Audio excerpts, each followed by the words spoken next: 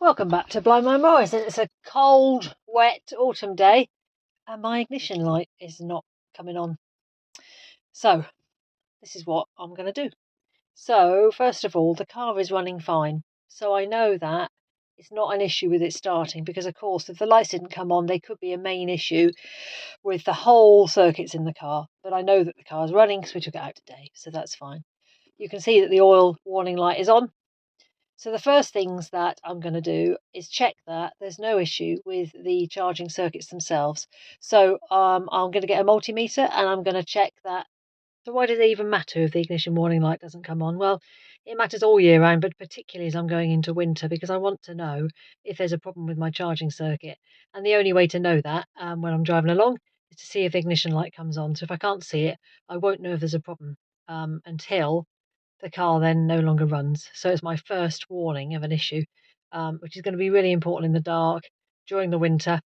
So that's why I want to make sure that I can see the light.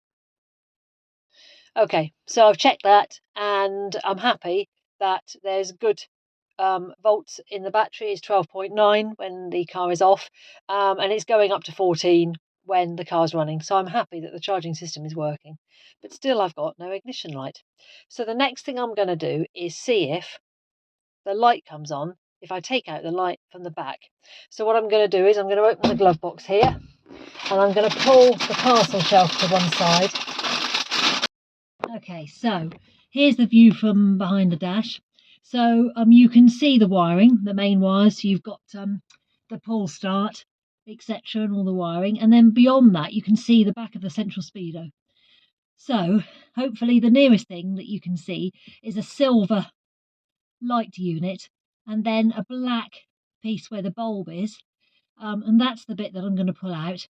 It just literally just sits inside it. Just really simply just pushes up against it. So I'm going to pull that out and then I'll be able to see if the light itself comes on.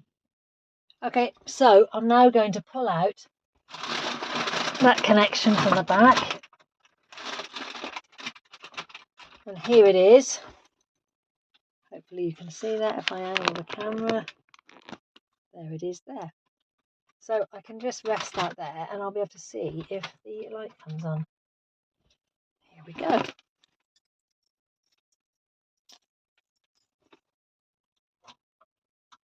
And it does.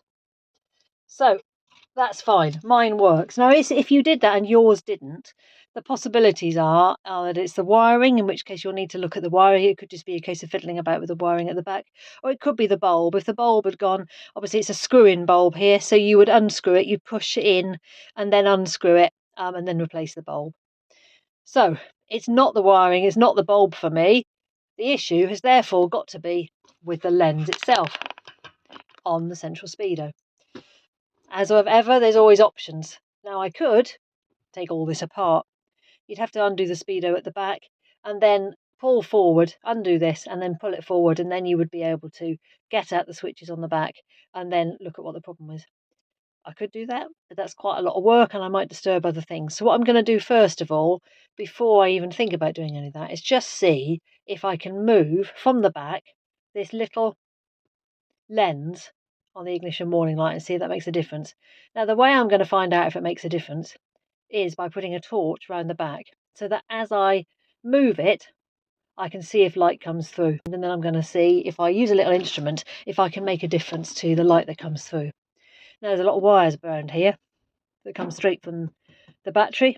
So what I'm going to do is turn the battery cutoff on. So I'm going to disconnect the battery. If you didn't have a battery cutoff switch, then you would need to disconnect your battery just to make sure as you're fiddling about around the back that you don't do damage to yourself or the car.